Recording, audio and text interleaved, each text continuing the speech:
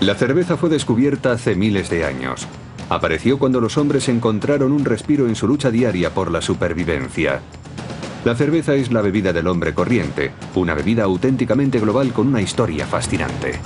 Es imposible imaginar un lugar del mundo donde no se disfrute de ella. La cerveza ha sido muy importante para la civilización humana. Frank Zappa es famoso por decir que todos los países necesitan una línea aérea y una cervecería.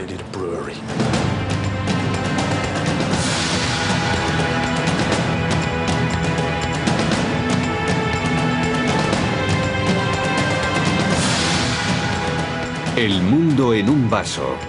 La cerveza.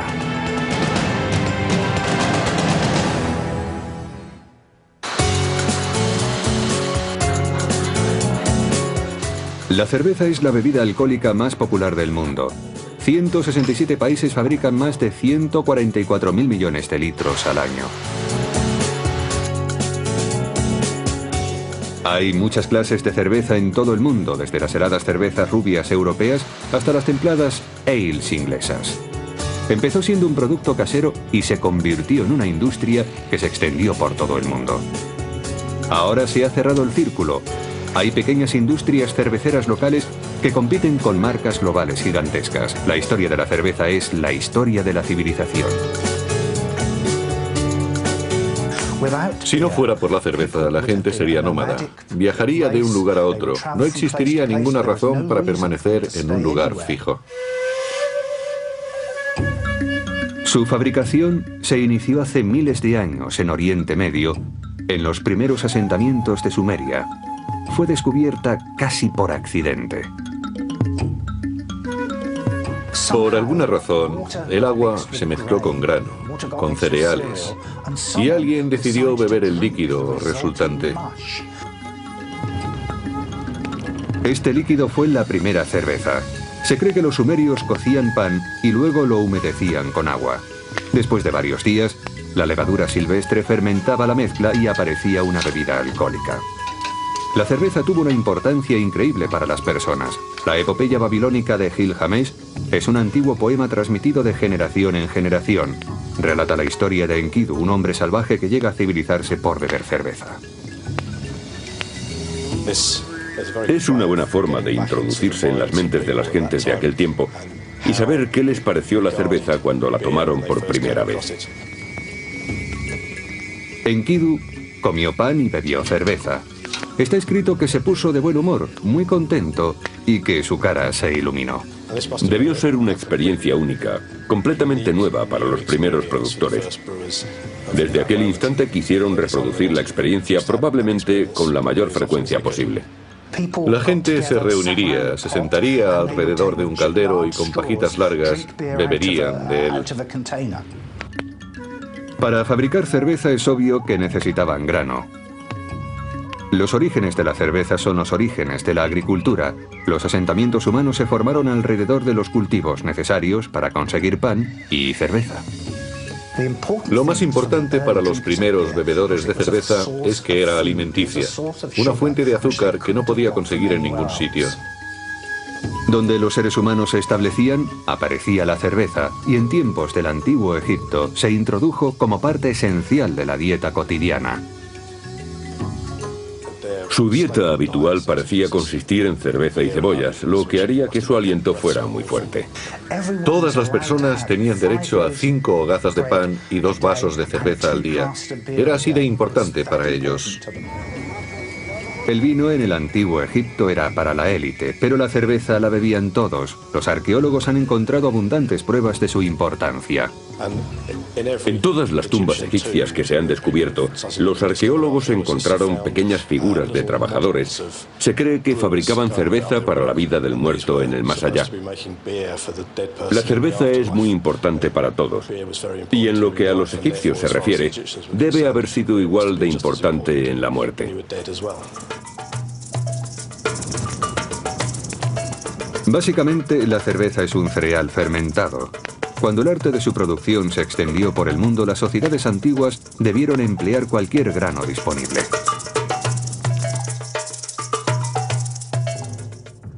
En China se utilizó el trigo para hacer samshu. Los rusos utilizaron el centeno para hacer kwas y en Japón las más antiguas fábricas utilizaron arroz.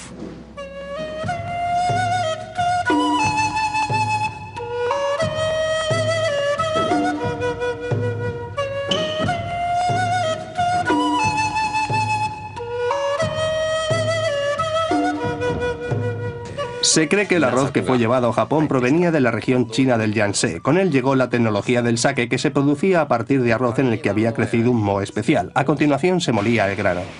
Muchos creen que el sake es un licor o un vino de arroz, pero es una cerveza, un cereal sin destilar. Técnicamente es una cerveza la más antigua de hoy en día. En el Japón antiguo tenía un papel ritual. En las fiestas se ofrecía arroz a los dioses, que lo aceptaban. Tradicionalmente, en Japón, se sirve el sake a los demás, y ellos te lo sirven a ti. Es un rito social muy especial que se conserva hoy en día. El sake se hace en honor a los dioses. Es un acto social que se sigue conservando para disfrutar en compañía. Por ejemplo, cuando se sirve cerveza, lo hacen unos a otros.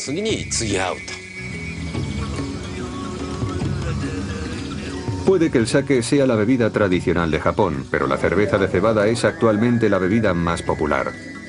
Esta clase de cerveza proviene de Europa. La cerveza se extendió por Oriente Medio a través de Armenia, Georgia y el sur de Rusia, hasta llegar a las famosas regiones cerveceras de Bohemia, Alemania, Bélgica y las Islas Británicas. Fue allí donde la cerveza se convertiría en la famosa bebida que conocemos hoy en día. Antes de que conozcamos cómo el brebaje de los antiguos se convirtió en la cerveza actual, es importante saber de qué está compuesta. Puede hacerse a partir de cualquier cereal: cebada, trigo, maíz, centeno o arroz.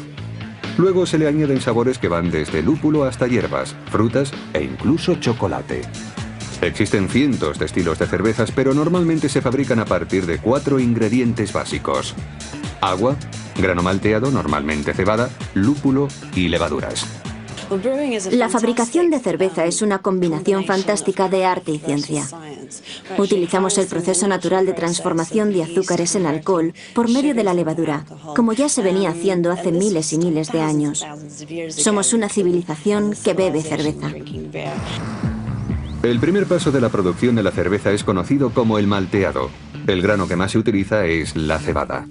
Se remoja con agua para que germine y se descompongan los almidones del grano y aparezcan los azúcares necesarios. A continuación se calienta el grano para impedir que germine más. El secado de la malta produce además sabores y colores que influyen en el sabor y color finales. La duración del secado de la cebada define los diferentes sabores que pueden ir desde el más ligero, que sería el de los Horlicks, o secar un poco más para que se caramelice, con lo que se consiguen sabores de Ovaltine. Si se continúa, se obtiene sabor a chocolate, y si se seca aún más, un sabor tostado como el de la Guinness. A continuación se muele la malta y se mezcla con agua caliente en el proceso de maceración. Eso dura alrededor de 1 hora y durante ese tiempo se desprenden los azúcares solubles de la malta. Para el acabado de la cerveza resulta vital la clase de agua utilizada. En las fábricas actuales el control del agua es muy riguroso. El agua es fundamental para la cerveza. Si el agua no es la correcta, la cerveza no es buena. En la actualidad, cualquier industrial cervecero de cualquier tamaño se asegura de que se analice bien el agua para que no varíe. Terminada la maceración, se procesa el líquido azucarado resultante llamado wort. Se le cuece con lúpulo, que le da el sabor característico de la cerveza y actúa como conservante natural. El tipo de lúpulo usado influirá en el sabor final de la misma manera que las uvas influyen en el sabor de los vinos. Los lúpulos le dan aroma y sabor a la cerveza. También actúa de forma muy característica. Por ejemplo, mejora la espuma y la retención del copete, lo que hace que la cerveza sea más atractiva y tenga mejor estética. A continuación, la mezcla cocida es enfriada y se le añade levadura para que fermente. Es en este momento cuando se empieza a convertir en una bebida alcohólica. La levadura es un organismo vivo que consume azúcar y la convierte en alcohol. Al igual que los demás ingredientes, el tipo de levadura tiene gran influencia en el sabor y apariencia finales de la cerveza. Los cerveceros actuales se preocupan mucho por la levadura que utilizan. La cultivan en la misma fábrica. Disponen de laboratorios de alta tecnología en los que la controlan, porque quieren impedir que se transforme sin que lo sepan, ya que si varía, la personalidad de la cerveza varía también. La mayoría de las cervezas son fermentadas una segunda vez, lo que las hace burbujear. El proceso puede durar desde unos días hasta unos meses y los más ligeros cambios en el tiempo y temperatura afectan a la cerveza final.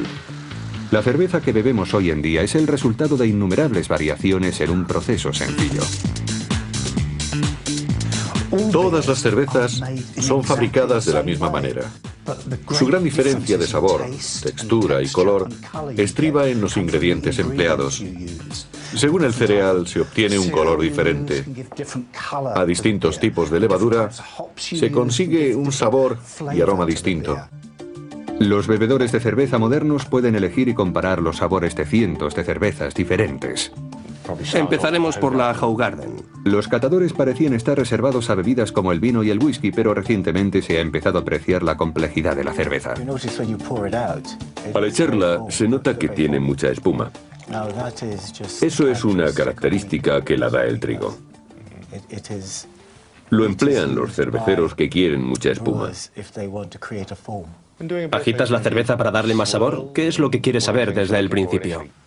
Primero hay que olerla, porque si la bebes antes se pierde el olfato. La nariz es nuestro órgano principal de cata. Esta es una Innis & Gund, una cerveza envejecida en roble. Esta es una cerveza que ha sido madurada en barricas de whisky durante 30 días. Hablando de ingredientes, ¿los ingredientes puros son lúpulo, cebada, levadura y azúcar? Sí, el roble le da mucho sabor a vainilla, toffee, miel y sabores cítricos que no se suelen encontrar en otras cervezas. Se la madura hasta un 6,6%, lo que es mucho y le da un sabor superior al que se espera de una cerveza ligera.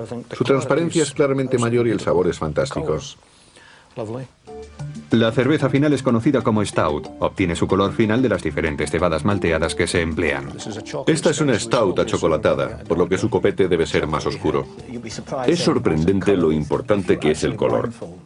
Si se tapan los ojos, yo lo hago mucho con mis alumnos, y les doy a probar una cerveza, no pueden distinguir si es una Guinness o una Lager. No pueden si no la ven. Por el olfato se distingue que está muy tostada. Tiene sabor a nuez y a chocolate negro. El tono oscuro se debe a la clase de la malta, como la malta de chocolate que se tuesta en un tambor igual que el café. Es una cerveza muy dulce. Si se tuesta la malta, se obtiene un carácter más dulce. Si se tuesta la cebada, se obtiene una cerveza tipo Guinness. Esta es un poco dulce, y la Guinness es un poco más seca porque utilizan cebada tostada en lugar de esta, que emplea malta tostada que es más dulce. Tiene un sabor redondo, muy agradable. Es inofensiva. Su complejidad le permite tomarla con una gran variedad de platos. Los bebedores de cerveza modernos eligen entre cientos de clases con sabores y colores muy diversos. Pero cuando llegó la Europa del Norte procedente del Oriente Medio era una sopa turbia de pan. Cómo se convirtió en la bebida clara y espumosa actual es una historia fascinante de afortunados accidentes y dedicación. La cerveza llegó al norte de Europa hace más de 2000 años, mientras que los romanos, bebedores de vino, la consideraban una bebida de bárbaros. En las regiones del norte la cerveza formaba parte esencial de la alimentación. La vida era dura, muy dura. La gente tenía que trabajar muchas horas en las más terribles condiciones. Se dice con frecuencia que si se tuviera que hacer el trabajo que ellos hacían, se tendría que comer una cantidad imposible de pan. Ellos obtenían la energía de la cerveza. Beber cerveza era esencial para la vida cotidiana. Estaba hervida, por eso el agua estaba purificada. No sabían que la habían purificado, pero el hecho es que lo hacían. En la cerveza había muchos azúcares y nutrientes que no podían conseguir de ninguna otra forma. Para ellos era pan líquido.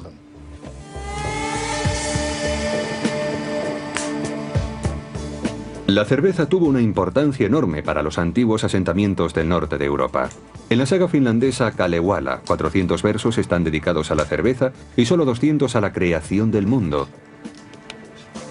Pero no era la bebida que conocemos hoy en día. Era turbia, no podía almacenarse y la hacían solo las mujeres. Los escritos demuestran que en 1509 en Aberdeen había 152 cerveceros y todos eran mujeres. La cerveza era fabricada generalmente por mujeres. Era una más de las tareas caseras. La mayor parte de la cerveza se producía en cantidades muy pequeñas porque no se podía guardar. Se fabricaba con mucha frecuencia y era una tarea doméstica más. Una excepción de la fabricación casera de cerveza a pequeña escala era la que se hacía en los monasterios de Europa. La producción de cerveza se inició en ellos en el siglo X, pero a una escala mucho mayor.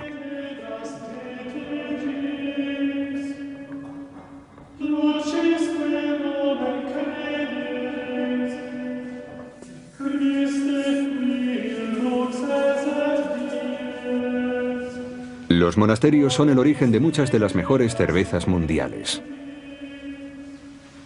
Los monjes eran personas increíblemente poderosas. Frecuentemente estaban vinculados a la agricultura y recibían regalos de las granjas locales. Además, fueron los creadores de uno de los primeros sistemas hoteleros. Los peregrinos viajaban de país en país en busca de conocimientos religiosos. Se alojaban en monasterios y allí se les daba comida y bebida. Probablemente no eran los únicos que producían cerveza en grandes cantidades. Cualquier institución grande consumiría una cantidad increíble de ella. Durante cientos de años, la ración diaria de la mayoría de las personas variaba entre 6 y 8 pintas al día. Esa era la ración normal en los monasterios.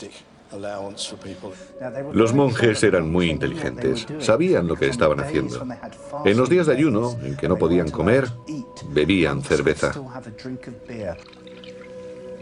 Los monjes perfeccionaron sus técnicas de fabricación de cerveza usando antiguos escritos egipcios que guardaban en las bibliotecas monacales. La gran herencia que nos legaron los monjes se debe a que eran muy estudiosos. Documentaban todo lo que hacían. Y por eso, en muchos lugares de Europa, se encuentran escritos antiguos para fabricar cerveza que provienen de hace 600, 700 años. Los monasterios tuvieron el mérito de dos grandes descubrimientos en la historia de la cerveza que conducirían a la gigantesca industria global actual.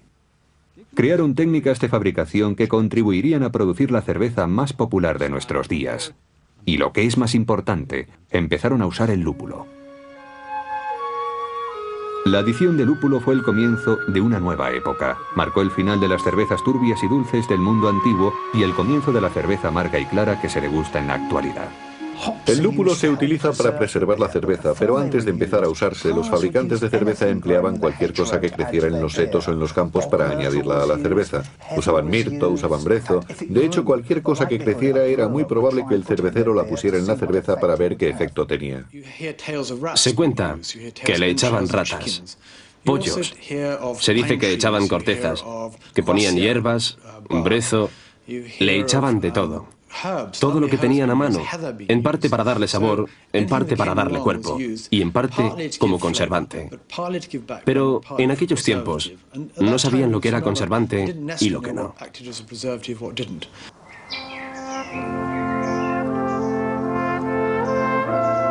Se descubrió que el lúpulo no solo era un excelente conservante, sino que se cultivaba muy bien y siempre podían disponer de él.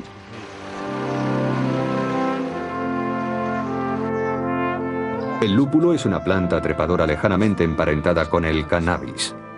Hoy en día se cultivan muchas variedades distintas en todo el mundo.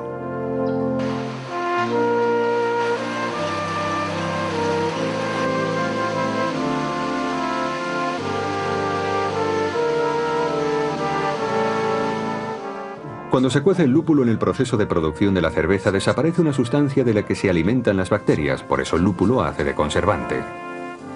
También produce un sabor amargo, una mayor transparencia y un copete espumoso. La cerveza con lúpulo empezó a fabricarse en Alemania y en la Europa continental, pero mucha gente seguía prefiriendo la cerveza sin lúpulo, conocida como ale. La resistencia fue particularmente fuerte en las Islas Británicas. Resulta interesante que en todas las obras de Shakespeare, las referencias a la cerveza son peyorativas. El bebedor de cerveza es un villano que desaparece rápidamente. Shakespeare habla con desprecio de la cerveza. Sin embargo, dijo también que un vaso de ale es digno de un rey. La reticencia de Shakespeare a la nueva cerveza con lúpulo puede provenir de una relación familiar con la industria de la cerveza sin lúpulo. Su padre era probador de ale. Es un trabajo que no existe en la actualidad. El probador de cervezas debía comprobar la fuerza de cada una de ellas. Lo hacía visitando las tabernas y pidiendo que echaran cerveza sobre un banco de madera. Luego se sentaba sobre el charco. Llevaba pantalones bombachos de cuero. Y se dice que cuanto mejor era la cerveza, más pegajosa se volvía. De forma que cuando se levantaba, cuanto mayor ruido hiciese al despegarse, mejor calidad tenía la cerveza. Es una bonita historia, pero desgraciadamente no parece que tenga nada de cierta. Pensando un poco, no tiene sentido que alguien estropease sus pantalones de cuero y el banco de madera para saber si la cerveza era buena. Todo lo que tenía que hacer era probarla. Hacia el siglo XVIII la cerveza sin lúpulo casi había desaparecido.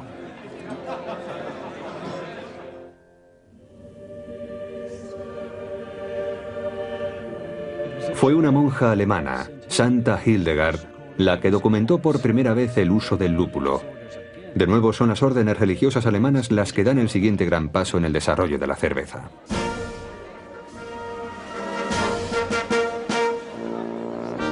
El Festival de la Cerveza, el Oktoberfest de Múnich, es el mayor festejo público cervecero del mundo. Todos los años, unos 6 millones de visitantes beben unos 5 millones de litros de cerveza y consumen más de 200.000 pares de salchichas de cerdo.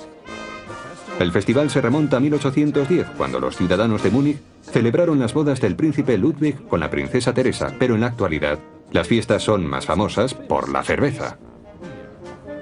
El corazón de la industria cervecera alemana es Múnich, que originalmente quería decir el lugar del monje.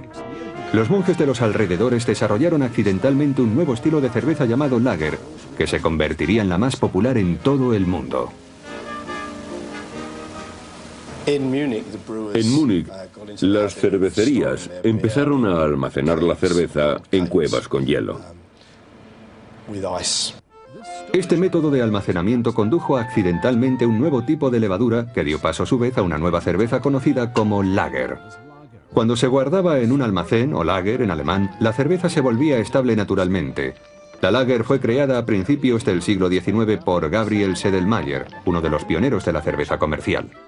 Se trataba de un cervecero alemán que en 1840 comenzó a incorporar avances tecnológicos a su industria. Introdujo el sacarímetro, el termómetro y la máquina de vapor. Con el sacarímetro medía el azúcar de la cerveza. Con el termómetro comprobaba la temperatura, haciendo más eficiente el proceso. Y con la máquina de vapor movía materiales pesados por su fábrica. La fábrica Spaten de Sedlmayr existe todavía en la actualidad. En ella su dueño empleó a fondo la tecnología y métodos modernos. A principios del siglo XIX hizo un poco de espionaje industrial y se fue con un amigo a visitar a otros cerveceros europeos. Vaciaron unas cañas y con ellas agitaban la cerveza cuando la estaban fabricando. A la vista de sus anfitriones, robaban levadura y la cerveza en fermentación para poder llevársela a Alemania y experimentar con ella. Gabriel Sedlmayr creó el estilo propio de las cervezas de Múnich. Son agradables cervezas cobrizas, de color pardo rojizo que delatan al lúpulo que llevan. Es una clase de cerveza que conquistó a todos. La cerveza Lager de Sedlmayr tenía un color oscuro. Probablemente los aficionados a la Lager de hoy no la reconocerían. Fue otro cervecero alemán, Josef Groll, quien desarrolló las técnicas de Sedlmayr y creó la primera Lager dorada en la ciudad de Pilsen, ahora en la República Checa.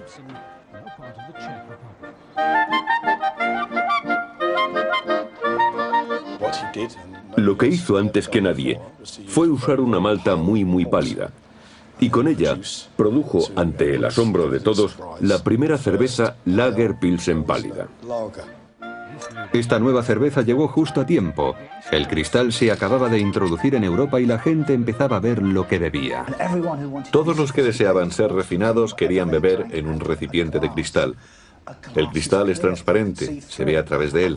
Hasta entonces no había importado si la cerveza era turbia, tenía pozos, no importaba su apariencia. Pero cuando se la servía en cristal sí importaba su apariencia. Lo que ocurrió en Pilsen fue algo extraordinario, porque empezaron a producir una cerveza clara, burbujeante, de aspecto agradable. Parecía magia en las jarras de cristal. Nadie está muy seguro de por qué Joseph Groll hizo esto. Porque en la ciudad de donde provenía, hacían una lager oscura. Todos la hacían así. La cerveza muy clara parecía un capricho suyo. Esta nueva cerveza clara fue conocida como Pilsen en honor a la ciudad donde fue creada. Muy pronto se propagó por toda Europa. En nuestros días, más del 90% de la cerveza mundial pertenece a este estilo de lager dorada. Joseph Groll, al crear la cerveza Pilsen, dio origen a la cerveza moderna. La cerveza moderna estará siempre en deuda con la historia.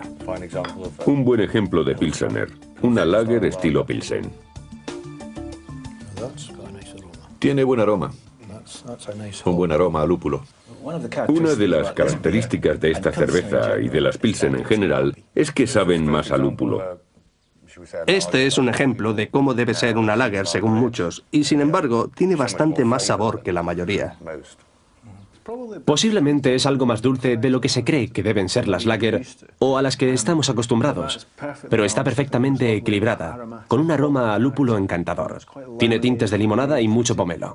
Chimay es una cerveza belga que los monjes trapenses siguen fabricando. Suelo decirle a la gente que no confíen en nada que hagan los monjes o los cazadores, disponen de demasiado tiempo. Por supuesto. Los monjes siempre produjeron cervezas muy fuertes, porque no podían comer en Cuaresma, y el alto contenido alcohólico les daba mucha energía, lo que les mantenía en pie durante ese tiempo. Esa es también mi excusa. Esta tiene mucho clavo. El clavo fenólico proviene probablemente de la levadura. Sí, la verdad es que se nota. La cerveza final está basada en una vieja receta escocesa que, cosa rara en una cerveza moderna, no contiene lúpulo. ¿Qué es lo que estamos probando, Geoff? Estamos probando una ale de brezo, que es una ale local de Escocia. El brezo se cultiva allí. El lúpulo no crece en Escocia, hace demasiado frío. Tiene cierto sabor floral como a plantas, tiene carácter vegetal.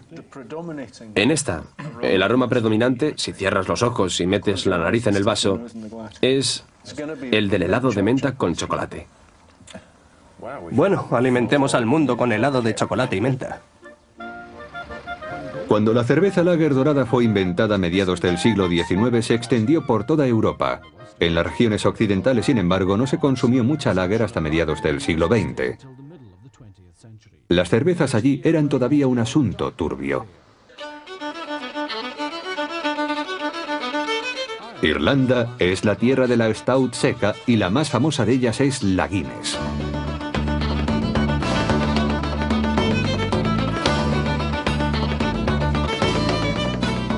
La fábrica Guinness se fundó en 1759 en Dublín, en una cervecería abandonada que había cerca de una abadía. La renta era de 45 libras al año y debía ser alquilada durante 9.000 años. Gracias a la tenacidad de su fundador, Arthur Guinness, se sirven en todo el mundo más de 10 millones de jarras de Guinness al día. En las décadas de 1760 y 1770, su fábrica creció y necesitó más agua de la que el municipio disponía. Por eso le amenazaron con cortarle el suministro, con lo que obviamente habría tenido que dejar de hacer cerveza. Hay una historia registrada en el libro de actas que dice que Arthur Guinness amenazó física y verbalmente con un pico a los guardias municipales. Les dijo que o dejaban en paz el agua o se las verían con él. Y acabó saliéndose con la suya. En la actualidad, stout es sinónimo de Irlanda, pero realmente esa cerveza proviene de Inglaterra, de la ciudad de Londres. Stout es una abreviación de Extra Stout Porter, una cerveza que se hizo muy popular entre un grupo de trabajadores de Londres que eran los transportistas de la época. El suyo era obviamente un trabajo cansado, acalorado y sediento. Fuera de muchos pubs de Londres había bancos donde estos porteadores dejaban su carga para beber una pinta de cerveza.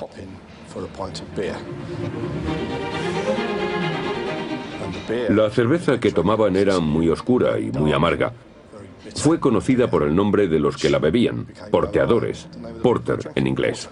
La producción para los porteadores se hacía a escala industrial y los fabricantes competían con cubas cada vez más y más grandes. La fábrica de Meux era tan grande que cuando se inauguró, más de 200 personas vestidas de punta en blanco cupieron en la cuba donde se iba a guardar la cerveza. Así de grande era. En la fábrica de Meux del Londres Central, el deseo de ser mejor y mayor que los rivales tuvo consecuencias desastrosas. Una de las grandes cubas ardió con miles y miles de litros de cerveza dentro. Al romperse, entró en muchas de las casas del vecindario, ahogando a un gran número de personas. La gente estaba muy sensibilizada con el tema. Recogieron a los muertos y los llevaron a un piso, a la habitación del piso de arriba para ocuparse de ellos. La población local, impresionada con el suceso, quería ver a los ahogados por cerveza. Muchos fueron a verles y se armó tal jaleo que el suelo se hundió y hubo más muertos todavía. Durante el siglo XIX, los cerveceros irlandeses tomarían la delantera a los ingleses.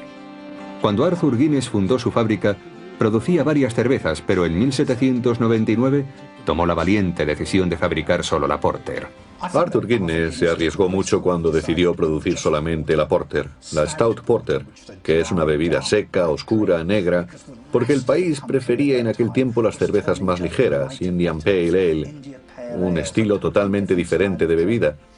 Pero insistió, y seguramente su familia probablemente le está agradecida todavía. Mientras la Porter perdía popularidad en el Reino Unido, la Stout Porter irlandesa crecía cada vez más y pronto se exportó por todo el mundo. Se estima que hacia 1930, 1 de cada 10 dublineses dependía directa o indirectamente de Guinness para ganarse la vida. Debía haber unos 4.000 empleados en la fábrica, porque la fabricación exigía mucha mano de obra. Al final de cada malteado o al final de la fabricación, había una sustancia que parecía una papilla en el fondo de las cubas y tenía que ser retirada a mano. Se necesitaba mucha mano de obra.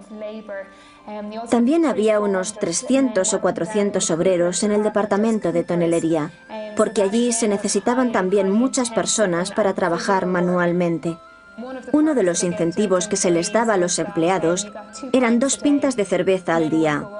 Los hombres llevaban la jarra en la mano y la llenaban en ciertos grifos que tenían asignados en la fábrica.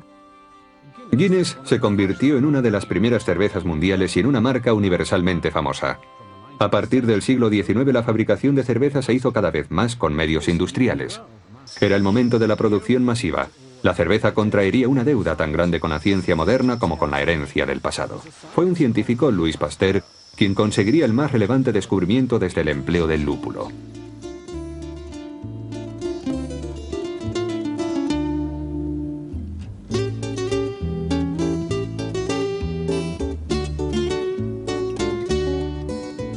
Louis Pasteur era francés. Provenía de la región de Diois.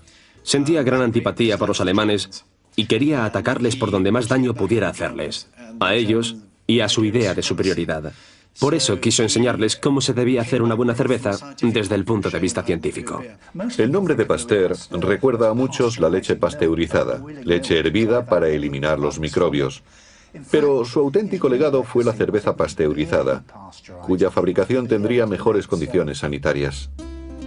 Louis Pasteur fue la primera persona que vio la cerveza a través del microscopio. Empezó examinando la levadura, pero lo que descubrió cambiaría para siempre el proceso de fabricación de la cerveza. Hasta los años 1860, muchos científicos no querían creer que la levadura era un organismo vivo. Decían que era un compuesto químico que surgía en la cerveza por los cambios que se producían en la fermentación. Pero Louis Pasteur demostró que la levadura era realmente un organismo vivo. El descubrimiento de Louis Pasteur explicó el proceso de fermentación por el cual la levadura transforma el azúcar en alcohol. Eso significó que por primera vez la fermentación podía ser controlada. En 1871 el cervecero inglés White Bread le invitó para que examinara su cerveza. En el siglo XIX, White Bread era uno de los más grandes cerveceros de Londres, pero tenía un inmenso problema. Sus cervezas se estropeaban y no sabía por qué. El personal de White Bread había oído hablar de Pasteur y de lo que podía hacer con la cerveza, así que lo invitaron a la fábrica. Lo primero que hizo fue comprar un microscopio. Durante una semana estuvo estudiando la cerveza. Gran parte se estropeaba o se amargaba. Los trabajadores fueron el lunes a preguntarle qué había encontrado. Él les preguntó a su vez si no se les estropeaba la cerveza. Y le contestaron que con mucha frecuencia había que tirar la tercera parte. No podían comprender que viera algo por el microscopio, pero él les explicó que la cerveza se infectaba debido a unas bacterias, así que se fueron a comprar al día siguiente su propio microscopio. Pasteur descubrió también que un calentamiento rápido de la cerveza destruiría las bacterias que hacían que se pusiera amarga. Este proceso fue conocido como pasteurización y revolucionó la producción cervecera.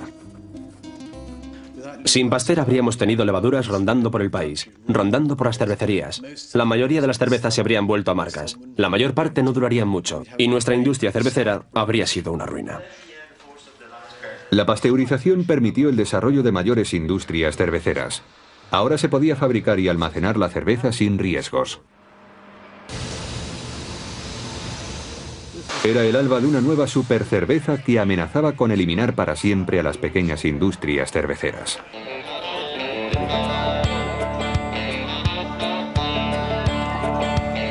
En América, un cervecero llamado Adolphus Busch se preocupaba por introducir todas las innovaciones científicas para conseguir la primera cerveza de su país. Adolphus Busch fue un gran empresario con mucha iniciativa que, como muchos otros, empezó casi desde la nada. Se dio cuenta de que la gente quería cerveza y se dijo que sería cervecero y produciría una cerveza ligera americana a la que llamó Budweiser. Busch empezó a producir su cerveza a gran escala introduciendo innovaciones como el transporte refrigerado y la pasteurización. De esta manera pudo venderla en toda Norteamérica. Utilizaba arroz y cebada malteada para crear una cerveza con un sabor muy delicado, diseñado para que gustara al mayor número posible de personas.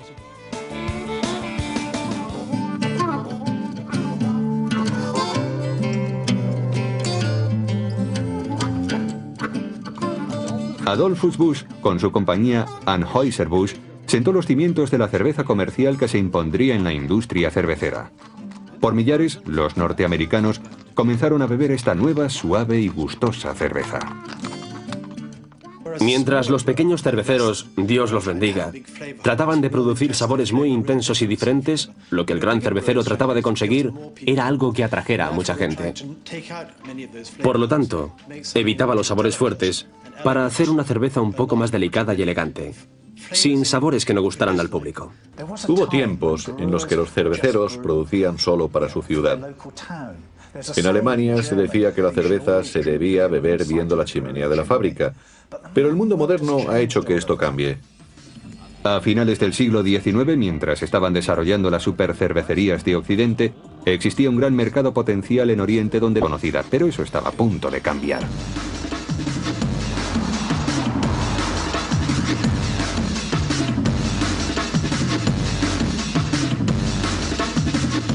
Japón es uno de los productores de bebidas alcohólicas más antiguo del mundo y hasta hace poco su bebida más popular era el sake, una antigua bebida hecha con arroz. En poco más de 100 años su gusto se decantó por la cerveza. Fred Kaufman ha dirigido un bar en Japón durante 25 años y ha presenciado personalmente el auge de la cerveza. Cuando comencé hace 25 años solo había 15 tipos de cerveza de importación, pero ahora hay más de 300. Cuando vine por primera vez a Japón se bebía sake principalmente, pero ahora la cerveza es la bebida nacional. El bar de Fred está en Sapporo, el hogar de la cerveza japonesa. Fue aquí donde un grupo de empresarios decidió en 1876 instalar la primera fábrica de cerveza de Japón. Pero como no tenían cerveza propia que les sirviera de guía, recurrieron a Alemania como inspiración. Empezaron en 1876. Los comienzos fueron en Tokio. Varios empresarios fueron a Sapporo para construir allí una fábrica. En aquellos días, Nakagawa Seibi, pionero de la técnica, había pasado varios años en Alemania estudiando los métodos de producción de la cerveza y luego se trajo esos conocimientos para utilizarlos en nuestro país. Seibi estudió en la Escuela de la Cerveza de Berlín. Allí aprendió a fabricar la lager dorada, que se convertiría rápidamente en la favorita mundial. Debió resultar un viaje increíble. Viajó miles de kilómetros a vela. Se encontraba en un país extraño, sin conocer apenas el lenguaje, solo unas pocas palabras. Tuvo que aprender algo que le resultaba totalmente desconocido y luego regresar a su país con todo el mundo esperándole para ver al hombre que iba a introducir una nueva industria en Japón. Los japoneses creían que la cerveza sabía a medicina y no querían probarla. Solo se producía para la comunidad extranjera de Yokohama. Unos cuantos años más tarde inauguraron el Club de la Cerveza de Sapporo, en el que una vez al mes se reunían los jefes de la industria y se obligaban a beber aquella cerveza horrible. Pero era una forma de promocionar la economía local, y debe haber funcionado porque ahora todos beben cerveza. En Japón a la gente joven le encanta la cerveza. Hay montones de lugares para tomarla, aunque quedan muchos que siguen bebiendo sake. Cuando tomamos cerveza hacemos mucho ruido. A los jóvenes japoneses nos encanta, nos gusta la cerveza, es más social. Todos los días, cuando termino de trabajar y antes de volver a casa, me gusta tomar una cerveza. No me parece que haya terminado el día a menos que me tome una cerveza. Hace 30 años la cerveza no era una bebida de mujeres, sino de hombres. Por supuesto, ahora la bebemos y es deliciosa. No hay nada mejor.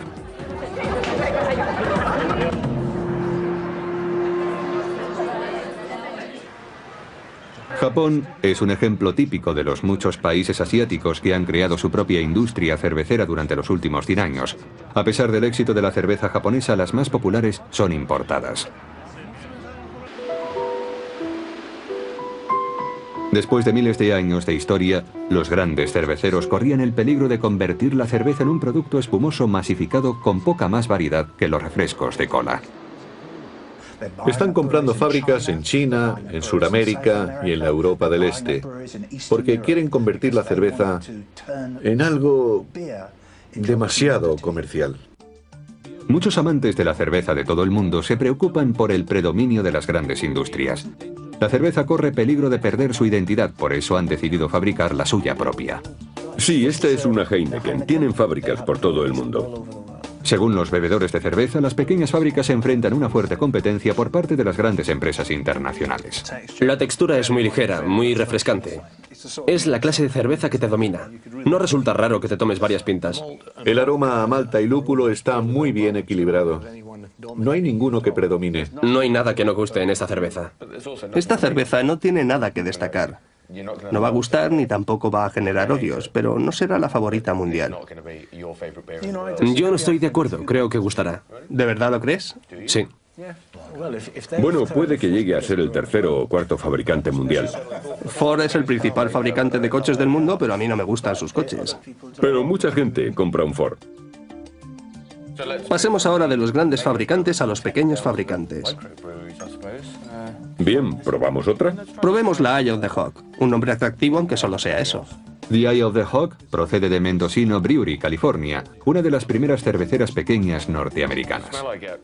Lo que huelo por primera vez es exactamente lo que recuerdo de las cervezas pequeñas norteamericanas respecto al lúpulo, la levadura. Es un poco turbia. Si utilizan demasiada malta y demasiado lúpulo, acaban así. Pero no tienen nada de malo.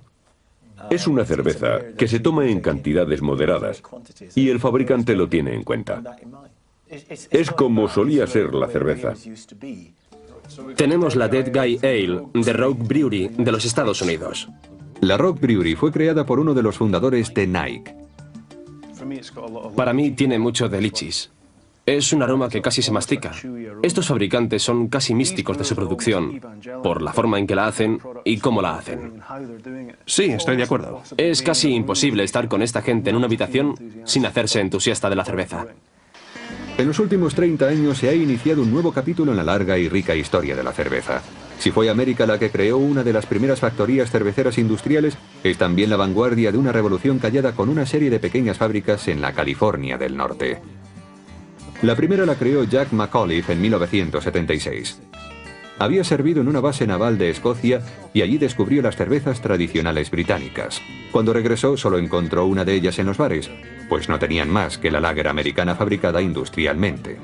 Así se dio cuenta de que los americanos se estaban perdiendo algo. Don Barclay, entonces recién salido de la Universidad de la Cerveza, recuerda cómo empezó todo. Los primeros días en New Albion Brewing Company fueron una gran experiencia, una experiencia única. Los grandes cerveceros nos decían, ¿qué hacéis? Eso es imposible. ¿Cómo pensáis superar a Anheuser-Busch o a Miller o a Coors? Y les decíamos que hacíamos una cerveza única, algo diferente para nuestros pubs locales. En 1976 había solamente 16 fábricas de cerveza en Norteamérica. La New Albion Brewery fue la primera fábrica pequeña y los amantes de la cerveza la observaron con interés. Cuando empezamos, no nos dimos cuenta de la importancia que adquirirían las fábricas de cerveza pequeñas. Sabíamos que íbamos a conseguir un buen producto y que le iba a gustar a la gente, pero no creímos que llegaran hasta donde han llegado. La New Albion se convirtió en la Mendocino Brewing Company e inspiró a una nueva generación de pequeñas cerveceras repartidas por toda Norteamérica que cambiarían para siempre el mundo de la cerveza. Pusieron más lúpulo del que una cervecera europea habría puesto. Emplearon cebada y otras maltas de forma diferente que en Europa. Como resultado, ahora tenemos unas cervezas con un fantástico sabor. Ahora, con la explosión de las pequeñas cerveceras, que en los Estados Unidos son literalmente miles y miles, y eso es muy importante, podemos pasar por nuestro bar local en cualquier lugar de América y tomar una buena cerveza.